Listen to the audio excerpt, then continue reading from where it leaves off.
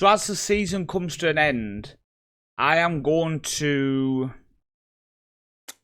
acknowledge and announce that I would say that this journey has been a failure.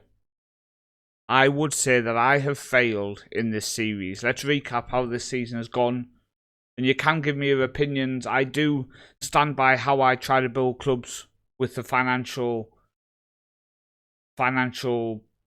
power of the club in mind. I don't try to stretch beyond our means. And I do stand by what I've been doing, but at the same time I acknowledge that maybe it's been frustrating at times for you guys watching.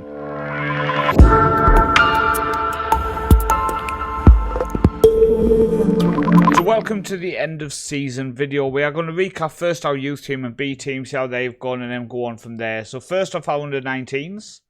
They came in 9th place, so we survived. We stayed up in the top flight. Won 11, drew 6, losing 9 games. In terms of our youth team, we have looked quite decent. Some decent talent in there, without a shadow of a doubt. I still get blown away by these attributes on Storback. I wish he was a little bit better technically, but unfortunately he's not. But we're looking decent. If we could get a good intake next year, things could look really positive for the future of the club. In terms of our B team, again, a team who survived in the 3rd tier, which is fantastic. Finishing in 8th place.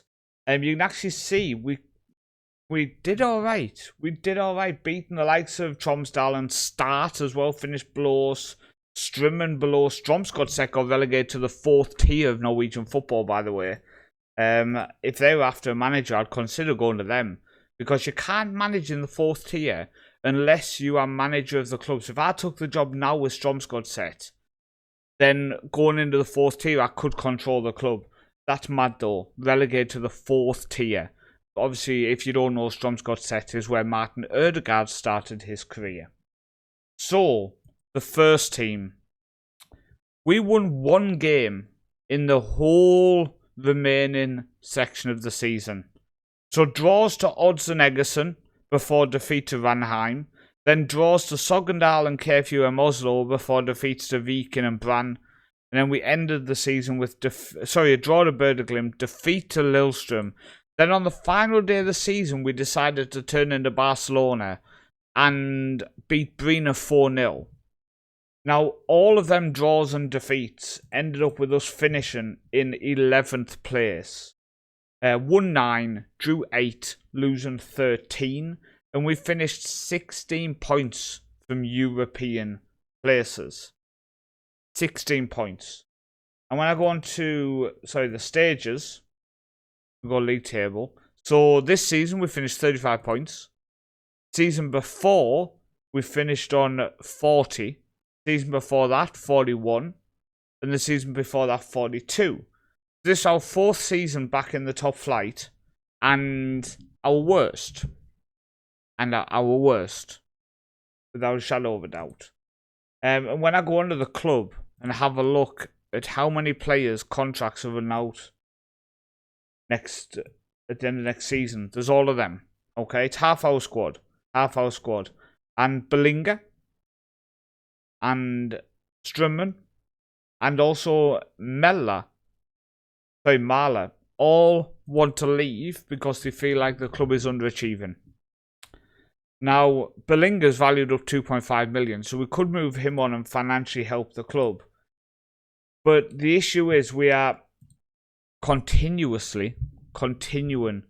to be a massive selling club because we are just not making any money. Also, Vitor also wants to move on.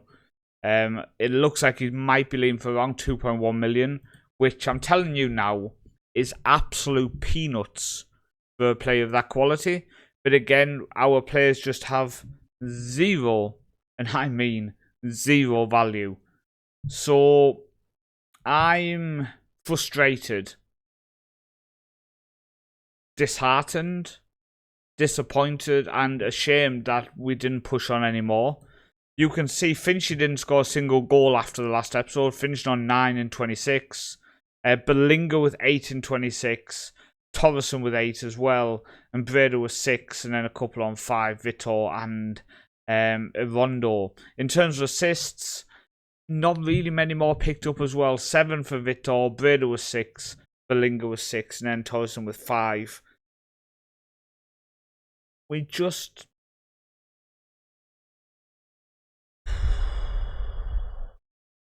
didn't get better. We didn't improve. We didn't look good in games. We looked like we were chasing the ball and chasing it badly. We really, really struggled to get into games, and we were conceding counter-attack goals constantly. We were making mistakes, trying to pass it out when we're not supposed to. Players who have instructions to take few risks were just giving the ball away. Confidence is low. And financially, we're not in a good position. We've made 1.5 million this year after losing 3.7 the season before. So we did at least make profit this season. We're spending next to nothing. When you look that we made 3.6 million, spent 700k this year. Breda was the only signing coming in.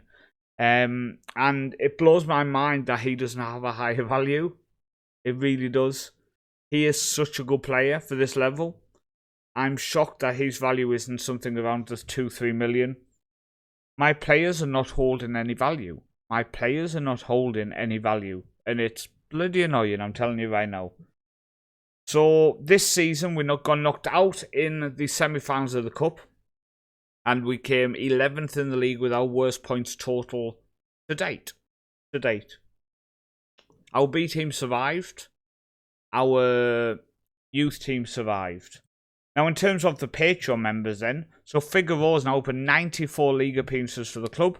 24 starts this season. He's done well. 85% tackles won, 84% pass completion as well. He has done well. And then we look at Torres, who has been out injured, so he hasn't played the last few games. Stats on a massive decline, but I think it's just due to our performances. 117 games so far, 87% pass completion, 69 tackles, but he's been, again, a very, very solid player. Finchy hasn't had the best season for us with only 9 goals, but still he's done alright. 103 games, 28 goals scored. You can see only 4 in the league this season in 24 games. I think the time is up for Finchy as our main striker. I think he could be an option from the left wing off the bench. He could be a rotation option for me, but as our first choice striker, time is up for Finchy. We need to move on a couple of people over the winter. Vitor's probably going to be leaving as requested. Bellinga, I think I'm going to move on as well because he doesn't want to stay. He wants to explore his options at the end of his contract. We paid 50k for him. I think we need to cash in on him and use that kind of money to help just improve the squad. Strumman complained he wanted to leave, so I transfer listed him myself, offered him out. There's a couple of clubs interested. If we can get a couple of million for him after paying 92k, that's good business, I have to say. Knut Thiem only played 3 games this season. He did get a long-term injury. Now, with 41 goals in 45 games for the B team, I think next season he should be first choice striker. Now listen what the plan is. So, that is it for this series as it is. I'm going to continue this series offline. I'm going to play 5 seasons into the future. And before the end of Football Manager 2024, I hope I can release a video which shows you how the next 5 years went, which hopefully results in success. That's my hope. My hope is you will get a video like that. I'm in the middle of moving house. We've cleared away quite a few things in the house all the last few days. The plan is hopefully in 2 weeks we should be moving. So that's also why if I just do this now 5 seasons where I'm just cracking on with this, it gives me time to see what I can do. And also it doesn't put pressure on me to be recording daily content. So I want to thank you for the support. And I will, like I say, try to bring out a 5 years into the future video type thing. And hopefully I'll save points. I'll save like at the start and end of each season, kind of show you a progression through the 5 years type thing. That's if anything happens. If I get sacked in a year, then there'll be nothing. So I'm going to crack on. I want to thank you for the support. It's not how you want a series to end. Not at all. You want to end with a trophy. But sometimes that's just the way football goes. It really is. Sometimes it's the way Football Manager goes, where you're just not as successful as you hoped you would be in a series. So thank you for continuing your support. Thank you for following the journey. And stay tuned for FM2024, where hopefully in the man cave, new house, we can bring bigger, better content and live videos back as well. I've been Paul, also known as the Northman. See you in the future.